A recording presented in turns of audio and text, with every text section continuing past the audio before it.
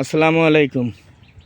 আমি তারিকিন রাজীবের কৃষি কথা থেকে আমার আর একটা খুব চমৎকার ভ্যারাইটি নিয়ে কথা বলবো, সেটা হচ্ছে RN3 ম্যান্ডারিন।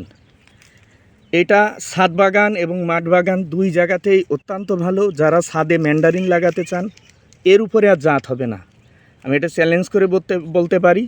এবং চায়না কমলার মতো ধরবে, আপনারা ভিডিওতে দেখতে পাচ্ছেন মানে কী পরিমাণ ধরে। এর খোসাটা খুব পাতলা হয়, কিন্তু এর আগেও বলছি যে এই জাতটা আমি কেন বাণিজ্যিক জাত বলি, তার পিছনে বেশ কয়েকটা কারণ আছে। এর প্রধান কারণ হচ্ছে এই জাতটা ফুড ফ্লাইতে আক্রমণ করে না। আর এখন যে হারে ফুড ফ্লাইতে আক্রমণ শুরু করছে তাতে আসলে আমাদের বাগান টিকিয়ে রাখা খুবই কষ্টকর। এই যে একটু দেখেন, এটা চায়না কমলার চাইতে একটু বড় হয়, চায়না কমলার চাইতে একটু না বেশ খানিক বড় হয়। আর এই দেখেন কমলাটা দেখেন, কি বলবো এটা। হ্যাঁ, আমি বাগানের ভিতরে।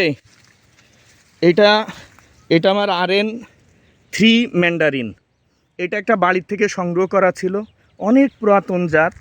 মানে যখন আসলে বাংলাদেশে এইভাবে মালটা কমলা নিয়ে কেউ এত মাতামাতি করিনি।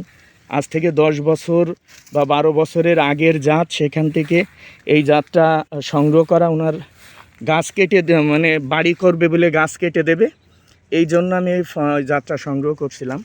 তা দেখেন, আসলে আমি দেখাইতে পাচ্ছি কি না জানি না আপনাদেরকে, মানে চোখ ধাঁধিয়ে যাবে এত ফল দেখেন। কিন্তু সবচাইতে মানে কষ্টের বিষয় যে আমি এই ফলটা কখনো পাকা অবধি রাখতে পারিনি এবং ভিডিও করতে পারিনি। কালার আসার আগেই মিষ্টতা চলে আসে পুরোপুরি, যে কারণে চোরে এটা চুরি করে নিয়ে চলে যায়। এই যে এটা আমার একই গাছ, এটা মনে কেউ হাঁটতে যে ফলটা ফেটে গেছে। এই দেখেন কি পরিমাণ ফল দেখেন গাছে, প্রচুর ফল, মানে চোখ ধাঁধানো ফল এক কথায় এই প্রত্যেকটা গাছেই দেখেন। এই দেখেন, এই যে ছোট একটা গাছ, এটা কিন্তু একদম ছোট, সেটা তো ফল দেখেন কি পরিমাণ ফল, ঠিক আছে। এই দেখেন একদম হঠাৎ করে কেউ দেখলে বলে এটা কি চায়না কমলা, কিন্তু এটা চায়না কমলের চাইতে অনেক বড় হয় দেখেন।